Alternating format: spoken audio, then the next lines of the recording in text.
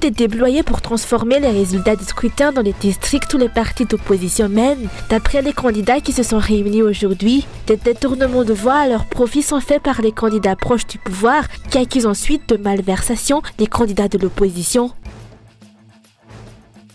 De graves conflits, une guerre civile et des troubles sont à craindre suite aux récentes élections, a mis en garde aujourd'hui la cellule de crise d'UV Madagascar. Cette dernière a souligné que les dirigeants actuels portent l'entière responsabilité de ces éventuelles conséquences. Dans l'actualité internationale, célébration du D-Day, le débarquement de Normandie le 6 juin 1944, un événement majeur de la Seconde Guerre mondiale, avant la capitulation du Reich, moins d'un an plus tard.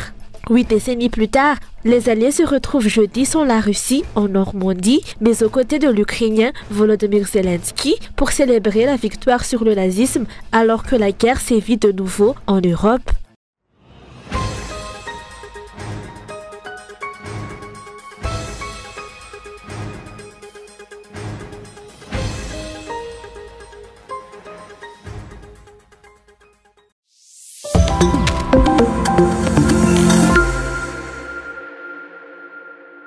Tout est déployé pour transformer les résultats du scrutin dans les districts où les partis d'opposition mènent. D'après les candidats réunis aujourd'hui, des détournements de voix à leur profit sont faits par les candidats proches du pouvoir qui accusent ensuite de malversation les candidats de l'opposition. Dans les districts de Faratio et de Malanzaj, des accusations de détournement de voix peuvent biaiser les résultats.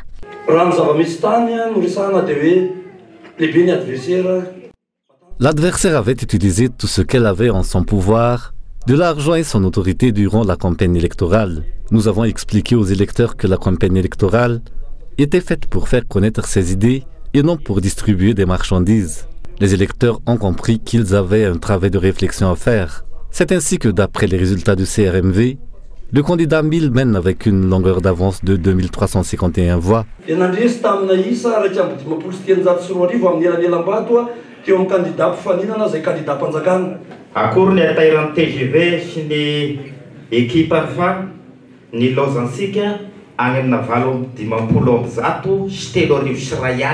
L'équipe du TGV a été surprise de constater que nous avons gagné avec 35 960 voix contre plus de 22 000 pour le candidat du pouvoir. Cela fait 2 fois qu'il déclare que j'ai détourné des voix.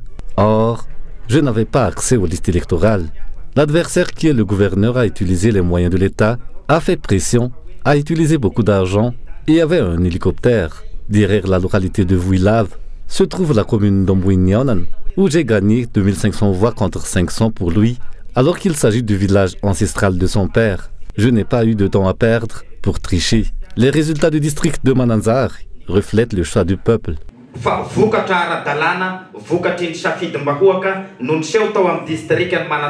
Par ailleurs, les forces de l'ordre et les agents de l'État ont été instrumentalisés pour faire pression et à des fins de détournement de voix.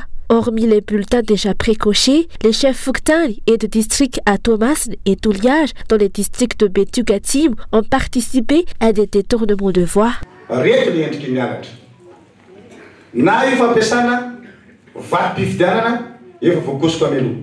Il y a eu utilisation de bulletins de vote précochés, de cartes d'électeurs sans présentation de carte d'identité, utilisation d'agents de l'État de Funkuntan et la préfecture. Ce sont les différentes formes de malversation électorale. Il est impossible pour l'opposition d'être impliquée dans un tel micmac. Nous devons unir nos forces pour changer les choses, sinon nous n'arriverons à rien. Je pense que le Fartan de Touamassen a été la plus grande victime des détournements de voix.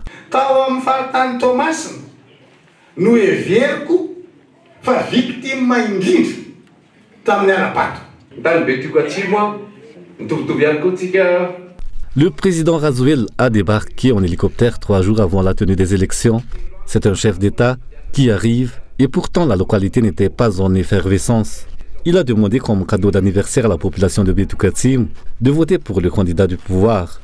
Il a déclaré que tant que les électeurs restaient dans l'opposition, il n'y aurait pas de développement. Devant les chefs Kuntan, les maires, les représentants des structures étatiques conduites par le gouverneur d'Atimandjefan, il a déclaré que le candidat du pouvoir devrait être élu, sinon les chefs Kuntan seraient changés, les maires remplacés par des PDS et les fonctionnaires affectés.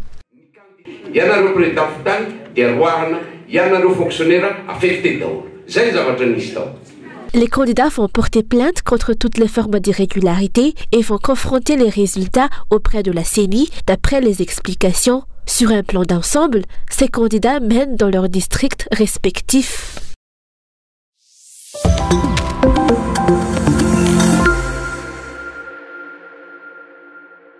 Le KMSP, le Comité de protection du choix du peuple, a été créé et est désormais prêt à se lever contre les irrégularités qui entourent les dernières élections, ont annoncé aujourd'hui les membres de la plateforme Fressakid. Le climat électoral ne sera jamais apaisé tant que le choix du peuple sera manipulé, a déclaré l'ancien président Marc Ravalomanana. Face aux nombreuses illégalités, le KMSP va porter plainte auprès de la CENI et du HCC pour protéger le choix du peuple.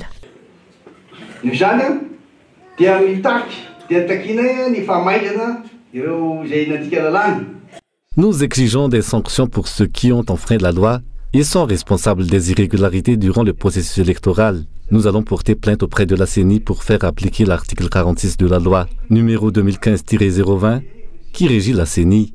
Nous exhortons la CENI à soumettre tous les fonctionnaires ayant enfreint la loi durant le processus électoral au Conseil de discipline de la fonction publique, conformément à l'article 49 de la loi susmentionnée. Nous porterons également plainte auprès de la HCC pour faire annuler les voix des candidats qui n'ont pas respecté la loi, voire annuler si nécessaire les élections dans les bureaux de vote où des fraudes et irrégularités ont été constatées. Enfin, nous allons déposer une plainte auprès de la Cour criminelle contre tous les responsables des irrégularités mentionnées précédemment.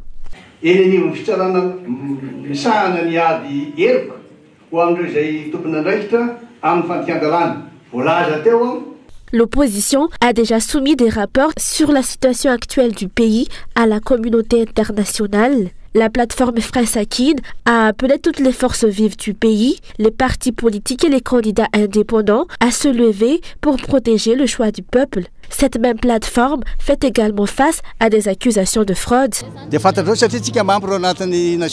En tant que membre des Nations Unies, nous avons le droit de faire connaître les réalités de notre pays. C'est notre devoir et notre responsabilité. Nous ne visons pas la destitution. Notre objectif est de faire respecter la loi et la démocratie. Si vous pensez que nos paroles visent à provoquer un coup d'État, c'est votre interprétation, pas la nôtre. La protection du choix du peuple poursuit 5 objectifs selon le compte-rendu de la réunion des partis de l'opposition tenue aujourd'hui au INT. D'abord, garantir le respect de l'état de droit et protéger le choix du peuple ainsi que la démocratie. Ensuite, rétablir la dignité de l'Assemblée nationale, restaurer la confiance des électeurs et leur enthousiasme à participer aux élections et améliorer l'organisation des prochaines élections. De plus, ce comité aura des branches dans chaque district pour protéger le choix du peuple.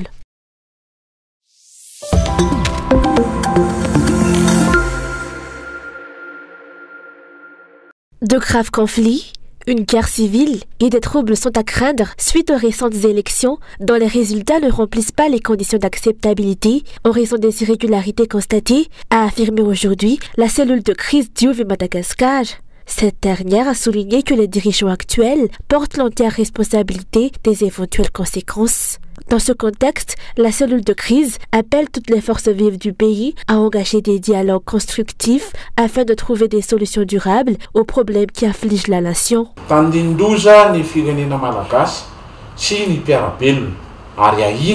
La société malgache et ses citoyens sont confrontés à un danger imminent, le risque de graves conflits, de guerre civile et de troubles dus aux tensions politiques actuelles. Les dirigeants en place sont tenus pour responsables de ces éventualités, car ils sont à l'origine des conflits qui menacent la stabilité du pays. Nous lançons un appel à toutes les forces vives du pays, chefs spirituels, intellectuels, politiciens, partis politiques, secteurs privés et publics, ainsi que tous les citoyens, pour qu'ils se réunissent et travaillent ensemble à trouver des solutions afin d'éviter tout conflit et effusion de sang.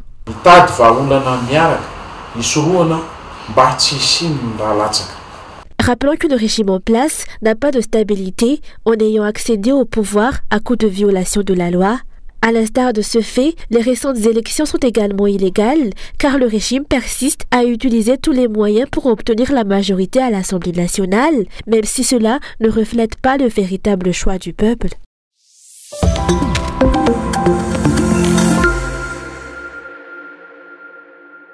Face au contexte national tendu, les membres du parti MFM, Oupitul Lawal Famaj Soudan Madagascar, ont appelé hier à une concertation nationale. Les récentes élections législatives ont été manipulées par des individus sans scrupules et ont taché de fraude flagrante. Selon eux, toutes les parties prenantes devraient s'écouter et dialoguer afin d'éviter le chaos et les troubles qui pourraient en résulter.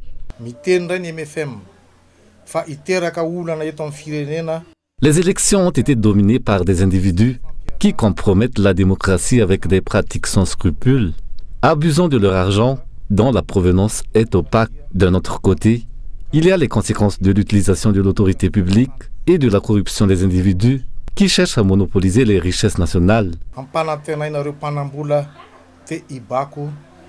Cette concertation nationale devrait se tenir en priorité afin de trouver ensemble des solutions et des résolutions pour abroger les systèmes inefficaces, surtout après les dernières élections. Si nous voulons nous développer, nous devons changer de système et il n'est pas trop tard pour le faire. Quel système? Cela reste à définir, d'où la nécessité d'une concertation. Seules les personnes ayant une réelle connaissance des réalités de ce pays devraient participer à cette concertation. Celle-ci doit avoir lieu dès que possible. Nous invitons tous ceux qui le doivent à y prendre part, en particulier le président, que nous considérons comme le leader de tous les Malgaches. Si nous ne songeons que des personnes, les dernières élections n'auront servi à rien. Pour nous, individus et systèmes vont de pair. Ce dernier a également ajouté qu'il serait nécessaire de mettre en place un nouveau gouvernement, le GVTD, ou gouvernement d'avant-vent, allant tenir à la démocratie, conformément aux conclusions du MFM du 28 février 2021. Un système qui va garantir le respect de l'état de droit pour le changement dans le pays afin de le sauver de la crise profonde.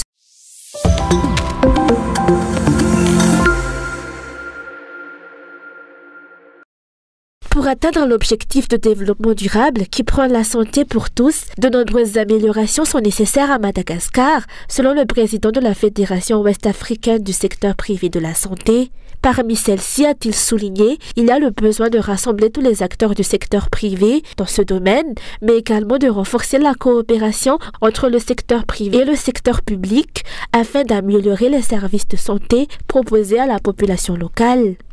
Vous savez, aujourd'hui, la santé doit prendre de plus en plus en compte le secteur privé. Dans certains pays, le secteur privé intervient jusqu'à 60% de l'offre de soins. On ne peut pas négliger un tel secteur qui devient donc indispensable. C'est pour cela que ce secteur, conscient de ces réalités, s'organise. Je suis ici au niveau de la fédération ouest-africaine, il existe aussi la fédération est-africaine, il existe la fédération africaine. Et il est important que le secteur privé, déjà national à Madagascar, s'organise. Et il est important que le secteur privé, déjà national à Madagascar, s'organise. Ce qu'il faut éviter, c'est que chacun se dise « je suis fort, je suis chez moi, je ne suis pas intéressé ». Non. Il faut avoir une voix à travers le groupement du secteur privé de la santé de Madagascar qui, elle, peut porter la voix de tous au plus haut niveau possible. C'est vers ça qu'il faut aller. Le salon du secteur privé de la santé s'est tenu aujourd'hui à Anoussi. L'objectif est d'optimiser le potentiel du secteur privé de la santé et de stimuler l'engagement des secteurs publics et privés pour un meilleur résultat dans le domaine de la santé.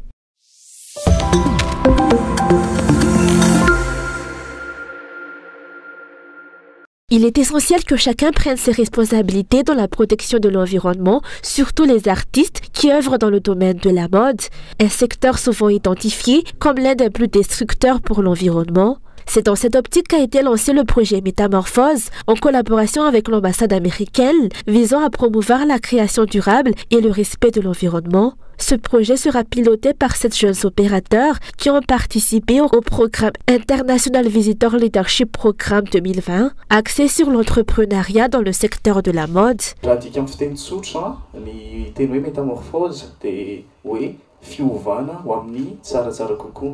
Métamorphose évoque un changement pour le meilleur, une évolution, une amélioration ou une renaissance. Un exemple proche de cette notion est la transformation des papillons. Avant de devenir des papillons, les chenilles traversent des métamorphoses pour acquérir leur belle apparence. De la même manière, nos créations suivent un processus de transformation similaire.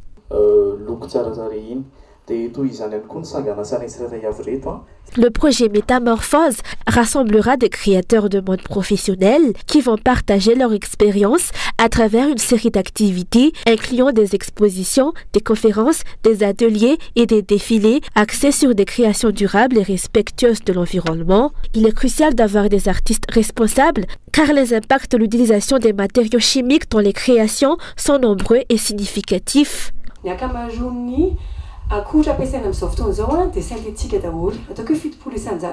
Actuellement, 70% des matériaux utilisés dans l'industrie textile sont synthétiques.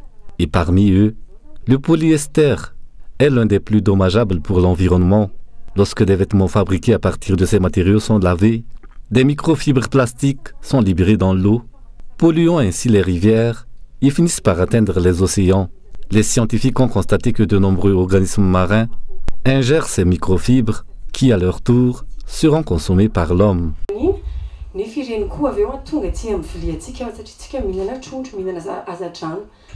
Dans le cadre de ce projet, un défilé aura lieu le 21 juin prochain à l'ambassade américaine à Djanoumil. Avant cela, une conférence et une exposition de 2 jours se tiendront à la mairie d'Atananajiv les 11 et 12 juin prochains avec des créateurs de mode. Ce sera l'occasion pour eux de présenter leurs œuvres créatives, respectueuses de l'environnement et d'aborder l'impact de la mode sur la planète.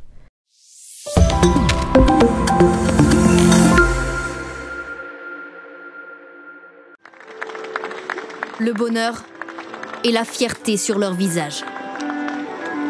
80 ans après avoir débarqué sur les plages normandes, ces 200 vétérans américains ont de nouveau traversé l'Atlantique, spécialement pour ce jour, en présence de Joe Biden et d'Emmanuel Macron, qui leur rendent hommage. Vous avez tout quitté et pris tous les risques. Pour notre indépendance, pour notre liberté. Cela, nous ne l'oublions pas. Ici, sur les côtes de la Normandie, la lutte entre la liberté et la tyrannie a connu un tournant décisif ce jour, ce matin décisif du 6 juin. Le président français fait chevalier de la Légion d'honneur 11 vétérans. Ultime reconnaissance dans cette grande commémoration, la dernière peut-être, avec les héros et les témoins directs du débarquement.